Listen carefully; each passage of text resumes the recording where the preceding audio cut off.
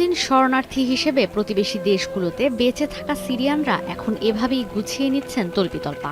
এ যেন নতুন কোনো ঠিকানায় ফেরার প্রস্তুতি। স্বৈরশাসক আসাদ সরকার দেশ ছেড়ে পালানোর পর বিভিন্ন দেশে ছড়িয়ে ছিটিয়ে থাকা শরণার্থীরা বহু বছর পর ফিরছেন নিজ দেশে স্বাধীনভাবে বাঁচতে। লেবানন সিরীয় সীমান্ত এখন শরণার্থীদের ঢলে পরিপূর্ণ। والله ان شاء الله احنا على بيروت بس نقعد هون كم يوم لبين ما نطلع على العراق. بعد غياب 13 سنة بدنا نرجع على بلدنا على أمنا على أرضنا. বাশার আল আসাদের স্বৈরশাসন আর ১৩ বছরের গৃহযুদ্ধের সময় প্রতিবেশী দেশ লেবাননে পালিয়েছিলেন ১৫ লাখ সিরীয় নাগরিক। জর্ডান আশ্রয় দিয়েছিল ৭ লাখ সিরীয়কে। সিরিয়ায় গৃহযুদ্ধ শুরুর পর ন্যাটো সদস্যভুক্ত তুরস্ক নিজ দেশে ৩০ লাখ নাগরিককে আশ্রয় দিয়েছিল, যারা পালিয়ে এসেছিল। বাড়ি ফেরার স্বপ্নে বিভোর সিরীয়রা এখন ভিড় করেছেন তুরস্ক সীমান্তেও। الحمد لله ان شاء الله نتامل مع الله انه يرجع الامل مثل ما كان الامن والامان ترجع سوريا مثل ما كانت ونعملها. প্রেসিডেন্ট রিসেপ তাইয়েপ এরদোয়ান বলেছেন, শরণার্থীদের নিজ দেশে ফিরতে ইয়ালাদাগি সীমান্ত খুলে দিচ্ছে তুরস্ক। সংঘাতের কারণে ২০১৩ সাল থেকে বন্ধ ছিল এই সীমান্ত। সিরিয়ার কুর্দি বিচ্ছিন্নতাবাদীদের সঙ্গে সংঘাতের কারণে উত্তরাঞ্চলের কয়েকটি এলাকা নিজেদের নিয়ন্ত্রণে রেখেছে এরদোয়ান প্রশাসন। তিনি বলেন, অন্য দেশের সার্বভৌমত্ব নিয়ে সংশয় না থাকলেও দেশকে নিরাপদ রাখতে সীমান্তে নজর থাকবে আঙ্কারার। Suriye istikrara kavuştukça inşallah gönüllü, güvenli, onurlu ve düzenli geri dönüşler de artacaktır.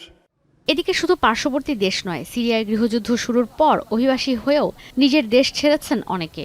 ভয় আতঙ্কে পরিবারের কাছে ফিরতে পারেননি এখনো। আসাদ সরকারের পতন আর হায়াত তাহরির আল শামের উত্থানের পর এখন দেশে আসতে আগ্রহী অনেকেই। কয়েক বছর দেশের বাইরে থেকেও মাতৃভূমি আর পরিবারের মায়ায় আটকে রয়েছেন অনেকে। الله أكبر ما في نحكي غير هيك إنه كمية المشاعر فرحة على إنك ترجع تشوف أحبابك على ترجع تشوف الدنيا. কিন্তু জার্মানিতে অভিবাসী হওয়া সিরিয়ানরা বলছেন, দেশ এখনও পুরোপুরি নিরাপদ কিনা সেটি নিশ্চিত হয়ে বলা যাচ্ছে না। ২০১৫ সালে ইরাক, সিরিয়া আর আফগানিস্তানে একযোগে সংঘাত শুরুর পর জার্মান চ্যান্সেলর অ্যাঙ্গেলা মার্কেল জার্মানির সীমান্ত খুলে দিলে সে সময় দেশ ছেড়েছিলেন আনাস মোদামানি। এখন তিনি জার্মানির একজন চিত্রগ্রাহক। অ্যাঙ্গেলা মার্কেলের সঙ্গে এক সেলফি বদলে দিয়েছে তার জীবন। Muss ich nicht zurückgehen. Und die andere Teil sagt auch, auf jeden Fall, Deutschland ist so kalt, also ich habe hier keine Zukunft, ich habe den Menschen nicht verstanden. Germany সে সময় আশ্রয় দিয়েছিল ৮ লাখ সিরীয় শরণার্থীকে, যারা এখন নাগরিকত্ব পেয়ে ভালো অবস্থানে রয়েছেন। তারা বলছেন, দেশ স্বৈরাচার মুক্ত হলেও পুরোপুরি নিরাপদ নয়। ইউরোপের উন্নত জীবনমানের সঙ্গে তুলনা করে যুদ্ধবিধ্বস্ত সিরিয়ায় ফিরতে চান না অনেকেই। Wo ich mit den Leuten auf Deutsch geredet habe. Und ich habe mehr über die deutsche Kultur erfahren. Ja, es, sag mal, hat mich ein bisschen so näher gemacht zu den Leuten. গেল সপ্তাহে হঠাৎ করেই সিরিয়ায় সরকার বিরোধী বিদ্রোহী গোষ্ঠী হায়াত Tahrir আল শামের উত্থানের পর শেষ পর্যন্ত গদি ছাড়া হয়েছেন ২৪ বছর ধরে স্বৈরশাসকের দায়িত্ব আঁকড়ে ধরে রাখা বাশার আল আসাদ।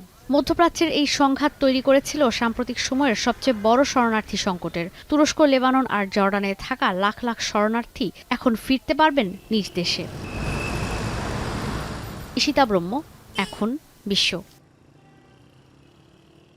মাঠের অলরাউন্ডার আমি, আর ঘরের allrounder Tylox. Tylox toilet cleaner, clean মানেই টাইলক্স।